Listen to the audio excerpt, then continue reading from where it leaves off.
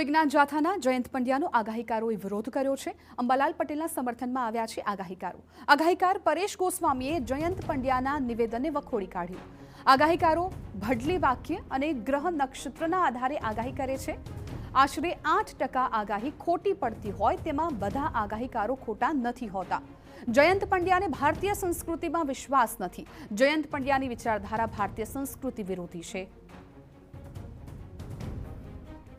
કે આજે અંબાલાલ કાકાએ વર્ષો સુધી આપણે ગુજરાતના ખેડૂતોની સેવા કરી છે, વર્ષો સુધી નિસ્વાર્થ ભાવે આપણે બધાને હવામાન વિશેનું માર્ગદર્શન આપ્યું છે અને આવા લોકોને જો માનસિક ટોર્ચર કોઈ કરતું હોય તો આના ઉપર પણ દરેક ખેડૂતોએ અવાજ ઉઠાવવો જોઈએ। એટલે અંબાલાલ કાકાની સાથે હું પણ છું અને ગુજરાતના 56 લાખ ખેડૂત ખાતેદાર છે અંબાલાલ કાકાની સાથે છે અને અમે જયંતભાઈ પંડ્યાનો આ જે વિચારધારા છે, ભારતીય સંસ્કૃતિની વિરુદ્ધની વિચારધારા છે, અમે એનો વિરોધ કરી રહ્યા છીએ। તો આપ જોઈ રહ્યા છો કે કેવી રીતે અન્ય આગાહીકારો છે એ પણ અંબાલાલ કાકાના સપોર્ટમાં આવી ગયા છે અને ખાસ તો તેઓ પણ આ અંગે જે નિવેદન જયંત પંડ્યાએ આપ્યું છે તેનો વિરોધ કરી રહ્યા છે। ખેડૂત અગ્રણી જયેશ પટેલ અમારી સાથે જોડાઈ ગયા છે। જયેશભાઈ, આપનું ખૂબ સ્વાગત છે। જયેશભાઈ, અત્યારે જે પ્રકારે આગાહીકારોને લઈને જયંત પંડ્યાએ નિવેદન આપ્યું છે વિજ્ઞાન જાથાના, એ બાબતે આપ શું કહેશો? જયંત પંડ્યાએ એવું કહ્યું કે આગાહીકારો જે આગાહી કરે છે એ ખોટી હોય છે, ખેડૂતોને નુકસાન થાય છે અને આવા આગાહીકારોને જેલ પાછળ ધકેલો। આ અંગે આપનું શું કહેવું છે?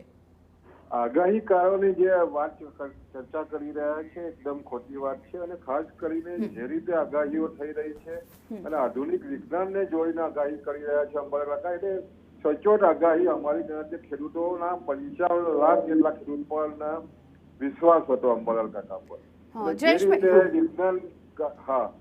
હવે અંબાલાલ પટેલે પણ જાહેરાત કરી દીધી કે હવે હું આગાહી નહીં કરું, કેમ કે તેઓ કંટાળી ગયા જે પ્રકારનો વિવાદ થઈ રહ્યો છે તેનાથી। જે રીતે વિવાદમાં આખી વાતને જે રીતે ઘસડવામાં આવી અને કારણે ખેડૂતોમાં મોટી ચિંતાની લાગણી છે અને ખાસ કરીને વિજ્ઞાન ગાથા અંધશ્રદ્ધાની સામે લડાઈ એમની છે। આ જે આગાહી છે અંધશ્રદ્ધા નથી। ખાસ કરીને જે આગાહીઓ થાય છે એમાં તમે જો તો વરસાદની આગાહી 90, 95%, 99% લગભગ સાચી પડતી હોય છે અને ખાસ કરીને જ્યારે અત્યારે તમે જો તો વિજ્ઞાનનો ઉપગ્રહનો પૂરેપૂરો ઉપયોગ કરી અને ખાસ કરીને જે રીતે સંપૂર્ણ વિજ્ઞાનનો ઉપયોગ કરીને અંબાલાલ કાકા તમે જો તો આગાહી એની સચોટ પડતી હોય છે અને એના અનુમાનને કારણે વરસાદ આવવાનો છે નથી આવવાનો એ પ્રમાણે ખેડૂતો પોતાના જે ખેતીના કામો કરતા હોય છે ને એના અનુસંધાનમાં તમે જો તો છેલ્લા 10-15 વર્ષમાં ખેડૂતોએ ખૂબ જ સફળતાથી એમની આગાહીને અનુસરીને ખેતી વ્યવસ્થા સારી જાળવી છે।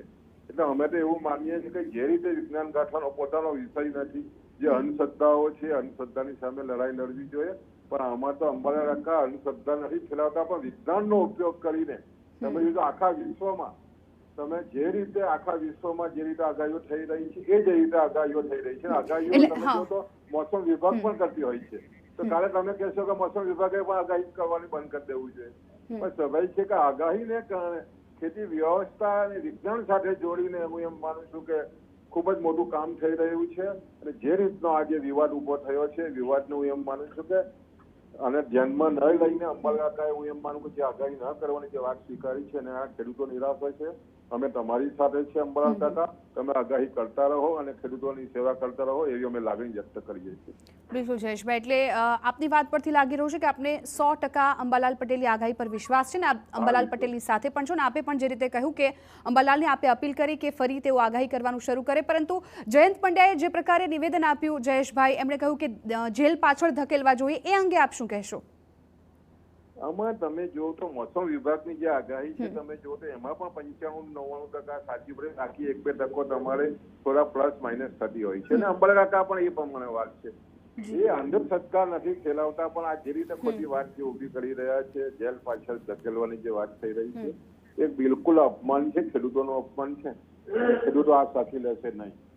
બિલકુલ જયેશભાઈ, આભાર અમારી સાથે વાતચીત કરવા બદલ। તો ખેડૂત અગ્રણી પણ કહી રહ્યા છે કે અંબાલાલ પટેલની આગાહી પર તેમને સંપૂર્ણ ભરોસો છે અને મોટા ભાગની 90% જેટલી આગાહી સાચી પડતી હોય છે અને અંબાલાલની જે જાહેરાત અંબાલાલ પટેલે કરી છે આગાહી નહીં કરવાની, તેનાથી હવે ક્યાંક ખેડૂતોમાં નારાજગી જોવા મળી રહી છે। ખેડૂતો ઈચ્છી રહ્યા છે કે અંબાલાલ પટેલ અત્યાર સુધી જે પ્રકારે આગાહી કરતા આવ્યા છે આગળ પણ એ જ પ્રકારે આગાહી કરે, પરંતુ આખો અત્યારે જે આ વિવાદ છેડાઈ ગયો છે તેનાથી આગાહીકારો વેપારીઓમાં પણ રોષ છે, ખેડૂતો પણ અંબાલાલ પટેલની આગાહી પર વિશ્વાસ વ્યક્ત કરી રહ્યા છે.